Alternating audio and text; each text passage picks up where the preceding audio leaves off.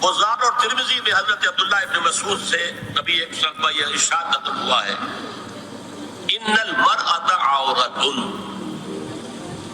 عورت چھپا کر رکھنے کی چیز ہے۔ ان المرأۃ عورۃ فاذا خرجت، جب وہ گھر سے نکلتی ہے، استشرفها شیطان، اب شیطان جو ہے اس کو تاک میں رکھتا ہے۔ وَأَقْرَبُ مَا تَكُونُ بِرَوْحَةِ رَبِّهَا وَهِيَ فِي قَعْرِ بَيْتِهَا، وہ اپنے رب کی رحمت سے قریب ترین ہوتی ہے جبکہ اپنے گھر کے بھی کسی اندرونی حصے۔ اسی لیے فرمایا مردوں کے لیے مسجد میں نماز افضل 28 گنا، اور عورت کے لیے گھر کی نماز مسجد سے افضل، گھر کے صحن کی مسجد سے افضل، دالان کی صحن سے افضل، کمرے میں اس سے افضل، اور کمرے کی کو بغلی کوٹھڑی ہے تو اس میں سب سے افضل۔ یہ احادیث نبی پاک۔ عبداللہ ابن احمد ابن حنبل نے زوائد الزہد میں اور ابن ابی شیبہ نے ابن سعد نے اپنی کتابوں میں مسروق کی روایت نقل کی ہے کہ حضرت عائشہ جب تلاوت قرآن کرتے ہوئے اس آیت پر پہنچتی تھی وَقَرْنَ فِي بُيُوتِكُنَّ، تو بے اختیار رو پڑتی تھی، قرآن کے اپنے گھروں میں رہو۔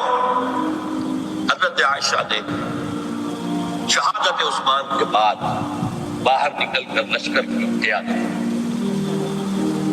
پھر ساری عمر افسوس تھا کہ میں نے غلط کیا۔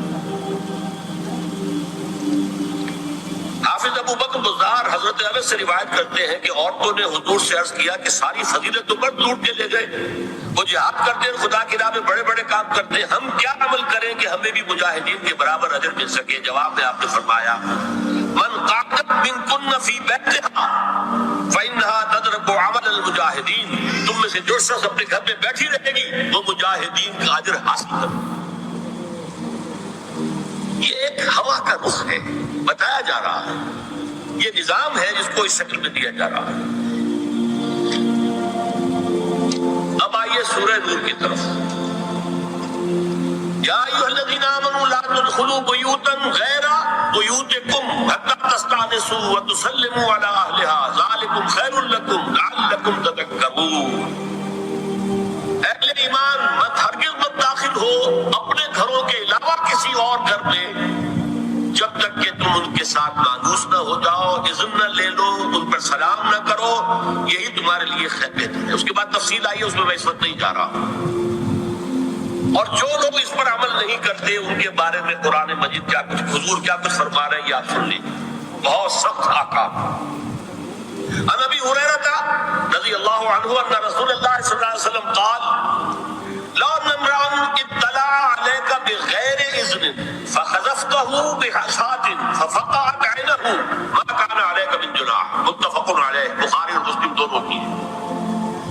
اگر کوئی شخص تمہارے گھر میں بغیر اجازت کے داخل ہو جائے اور تم اس کی سزا کے طور پر اس پر کنکریاں پھینکو اور اس کی آنکھ پھوٹ جائے کنکری سے تو تم پر کوئی گناہ نہیں۔ بغیر اجازت کے گھر میں آ گیا ہے، بغیر اذن کے، بغیر استئذان کے کنکریاں مارو اور کنکری سے آنکھ پھوٹ جائے، فما كان عليك من جناح، کوئی حرج نہیں۔ اب آ رہی ہے اصل آیت، قل للمؤمنین یغضوا من ابصارهم ویحفظوا فروجهم ذلك ازکی لهم ان اللہ خبیر ما یصنعون۔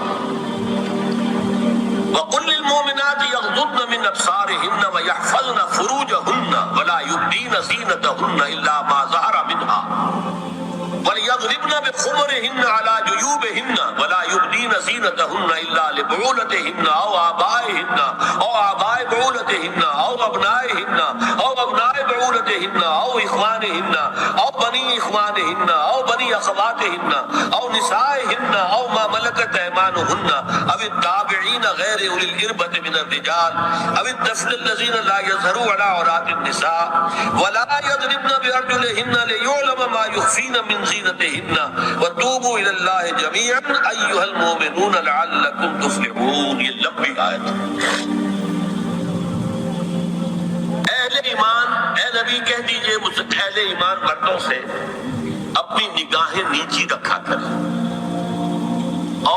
اپنی شرمگاہوں کی حفاظت کریں، یہی ان کے لیے زیادہ پاکیزہ عمل ہے۔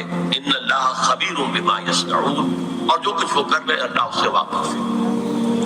وقل للمؤمنات یغضضن من ابصارہن، اور مومن عورتوں سے بھی کہہ دیجئے کہ وہ اپنی نگاہیں جو ہے نیچی رکھا کریں، ویحفظن فروجہن، اپنی شرمگاہوں کی حفاظت کریں، ولا یبدین زینتہن الا ما ظہر منہا، اور اپنی زینت کو ظاہر نہ کیا کرے سوائے اس کے کہ جو بالکل ظاہر ہو جائے۔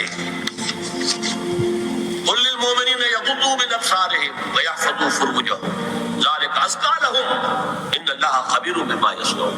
نوٹ کر لیجئے کہ یہ کہاں ہو رہا ہے؟ گھر میں داخلے کے بعد۔ گھر میں داخلہ اجازت سے، اور داخلہ ہوگا صرف محرموں کا، گھر کے اندر جو ہے وہ نامحرم تو نہیں آئے گا۔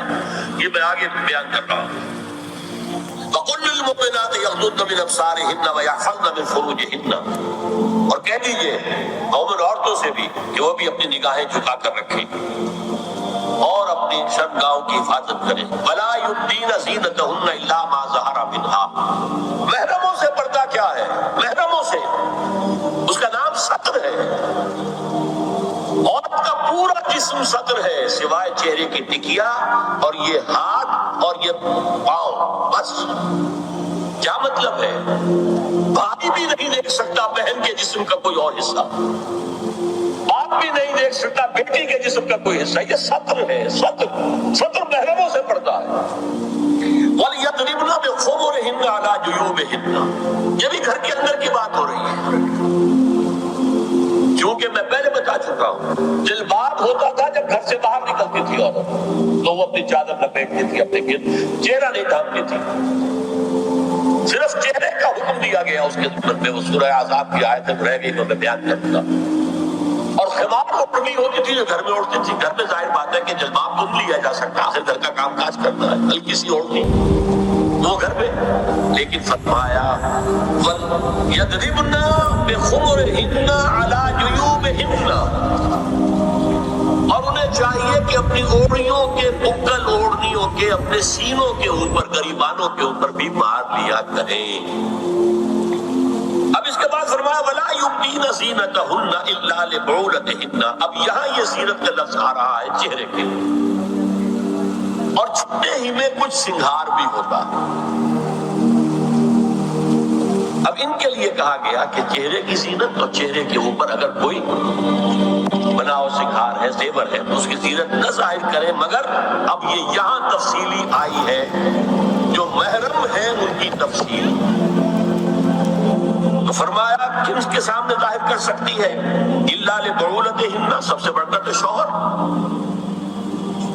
اور آبائہن، اور یا اپنے باپ۔ اچھا، باپوں میں نوٹ کی دی، باپ حقیقی ہو، اخیافی ہو، اللاتی ہو یا رضاعی ہو، یہ چاروں قسم کے باپ اس میں شامل ہیں۔ اس عورت نے دودھ پلایا تھا، اس کا شوہر بھی باپ بن اور آبائے بعولتہن، اپنے شوہروں کے باپ، یا ابنائہن، ان کے اپنے بیٹے، بیٹوں میں بھی آئیں گے چاروں، اللاتی، اخیافی، عینی اور رضاعی۔ او ابنائے بعولتہن، اور اپنے شوہروں کے بیٹے، ہو سکتا ہے شوہروں کی اور بیویاں بھی ہوں تو ان کے بیٹے بھی، جو ستیلے بیٹے ہیں وہ بھی محرم، ان سے کسی شکل میں کبھی شادی نہیں ہو سکتی۔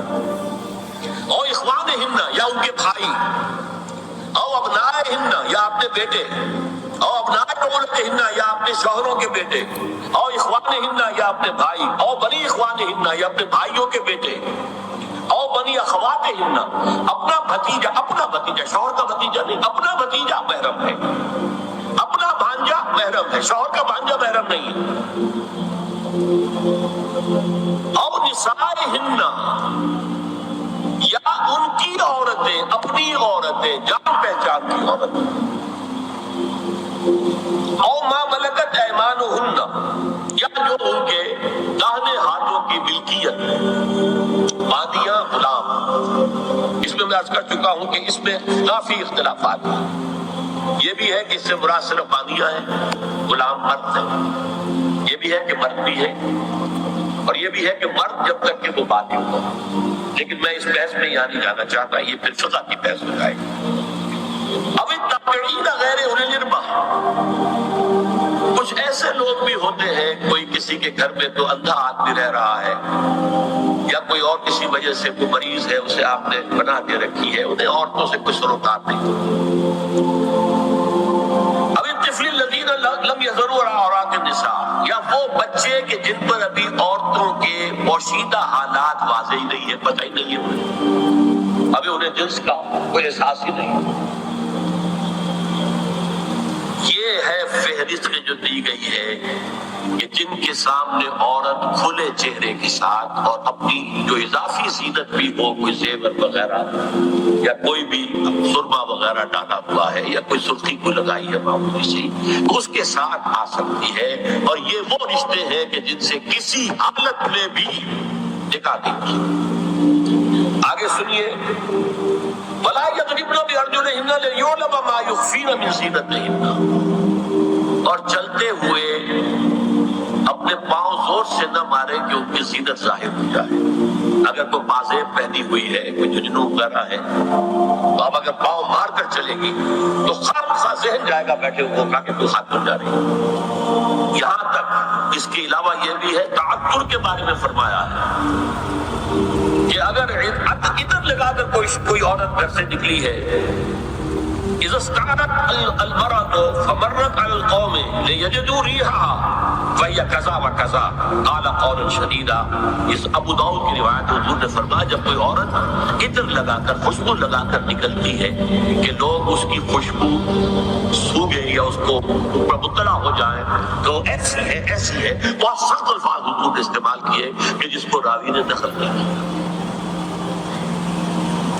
عورت کے لیے خوشبو، عورت کی آواز کا پردہ ہے۔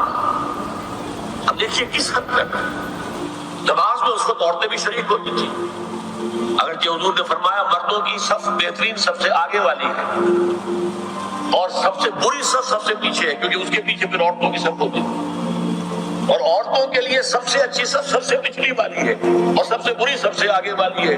سب سے آگے والوں کے سامنے پھر مرد ہوتے تھے، ان کی پشت ہوتی تھی۔ تو اسی طریقے سے اگر غلطی کی ہے تو مرد جو ہے کہے گا سبحان اللہ، امام سے غلطی ہو گئی ہے، مرد کیا کہے گا؟ سبحان اللہ۔ عورت کیا کرے گی؟ اپنے ایک ہاتھ کے پشت پر اپنا ہاتھ مارے گی، اپنی آوازیں نکالنا، آواز کا پردہ، چھونے کا پردہ یہاں تک ہے کہ حضور نے کبھی کسی عورت سے حق نہیں ملایا، اور جب بیٹھ کے لیتے تھے تو بس زبانی الفاظ کہلوائے اور کہا ٹھیک ہے بیعت ہو گئی، یا ایک کپڑا پکڑا، اس کا ایک سرا اپنے ہاتھ میں دوسرا سرا خاتون کے ہاتھ میں، یا ایک کشت کے اندر پانی بھرا، اس میں ایک طرف اس نے انگلیاں ڈال لی اور ایک طرف لیکن مسافر لا مسافر النساء، ایک دفعہ ہوا بھی کہ بعض خواتین نے جب بیعت کی ہے تو پھر انہوں نے ہاتھ آگے بڑھایا مسافر کے لیے، حضور نے فرمایا انی لا مسافر النساء، میں عورتوں سے مسافرہ نہیں کرتا۔ یا ایھا النبی قل لازواجک وبناتک ونساء المؤمنین یدنین علیہن من جلابیبہن ذلک ادنی ان یعرفن فلا یؤذین وکان اللہ غفورا رحیما۔ اے نبی صلی اللہ علیہ وسلم کہہ دیجئے اپنی بیٹیوں سے اور اپنی بیویوں سے اور مسلمانوں کی خواتین سے۔ اب دیکھیے یہ سورہ احزاب ہی میں ہو رہا ہے، شروع میں یا نساء نبی سے بات کری، استیزان بھی صرف نبی کے گھر میں داخل نہ ہو اس کے بغیر، آگے چل کر سورہ احزاب ہی میں عام بھی کر دیا، قل لازواجک وبناتک ونساء المؤمنین، کہہ دیجئے اپنی بیویوں سے، اپنی بیٹیوں سے اور اہل ایمان کی خواتین سے، یدنین علیہن من جلابیبہن، کہ وہ اپنے چہروں کے اوپر اپنی جلباب کو لٹکا لیا کریں،